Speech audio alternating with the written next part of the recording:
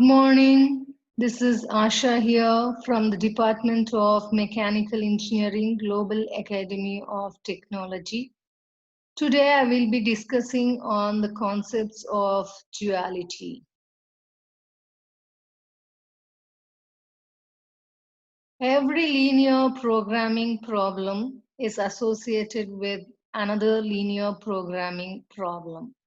In this, the first one is called primal, whereas the second one is called as the dual. The second one can also be called as the primal, in which the first one will be called as dual. So we can call dual of the dual as its primal. So the primal and its dual, therefore, are like twins and are having a very useful relationship.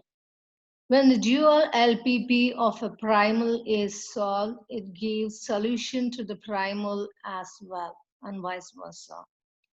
If the optimal solution to one is known, then the optimum solution to the other is readily available. This is an important property because there are situations where the dual is easier to solve than the primal.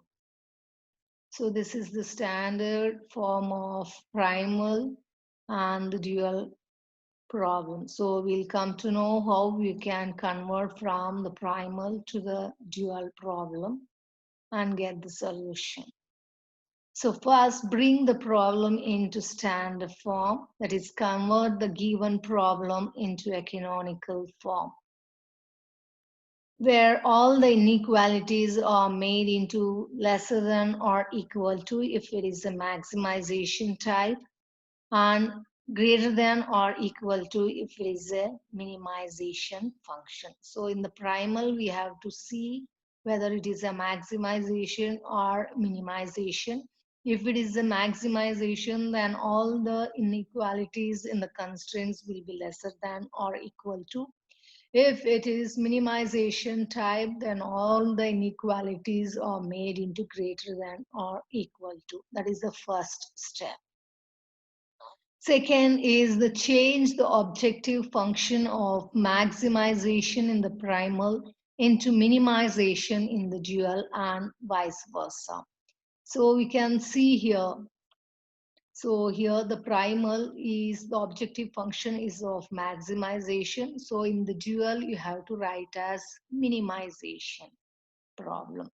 So convert from maximum to minimum. So wherever maximum is there, write minimum in the dual form. If it is minimum, then write the maximum and vice versa.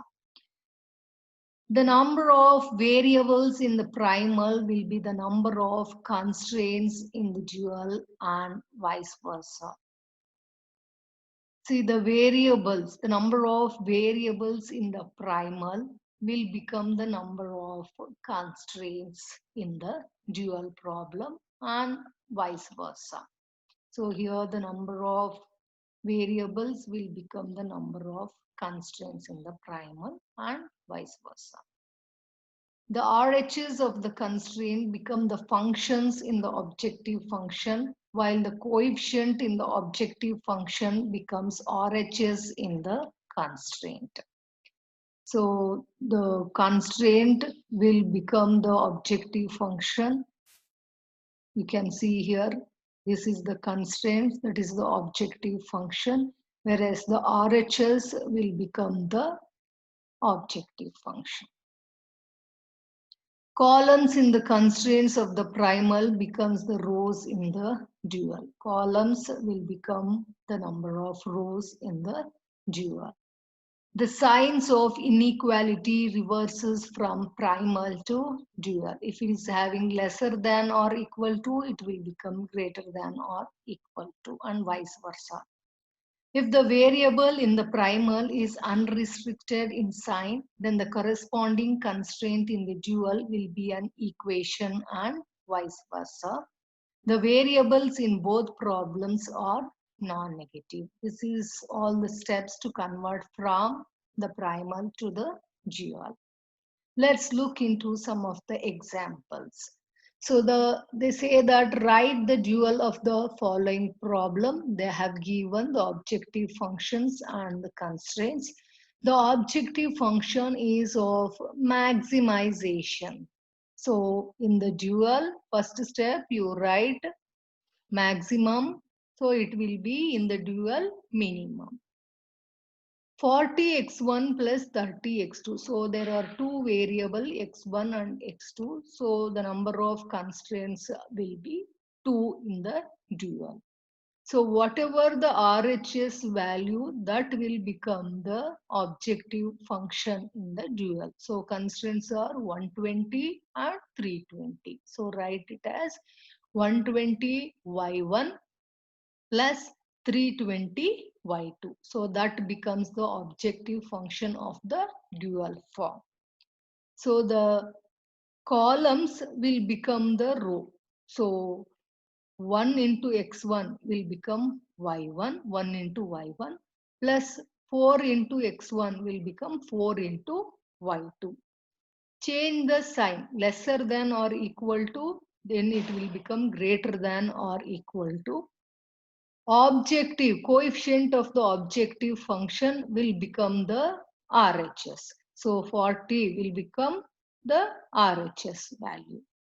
Again, y1 plus 2y2 greater than or equal to 30. So this is how y1, y2 greater than or equal to 0. That is the non-negativity constraint. This is how you convert from dual primal to the dual. So the problem is given in the dual primal form. You have converted into dual. Let's look into the other example. So they have given maximization. In the dual, you have to write minimization. So what are the RHS values? There are two constraints in the primal. So that will become the variables in the dual. So 19 y1 plus 57 y2. Next will be the columns will become the row. So y1 plus 2y2. Inequality sign is lesser than or equal to, it will become greater than or equal to 10. y1 plus 4y2 greater than or equal to 24. 2y1 plus 3y2 greater than or equal to 20. 3y1 plus 2y2 greater than or equal to 20. 5y1 plus y2 greater than or equal to 25. So minimization, how do you write? 19y1 plus 57y2. What are the variables? y1 and y2 greater than or equal to 0. So the number of variables in the primal will be the number of constraints in the dual and vice versa. Thank you.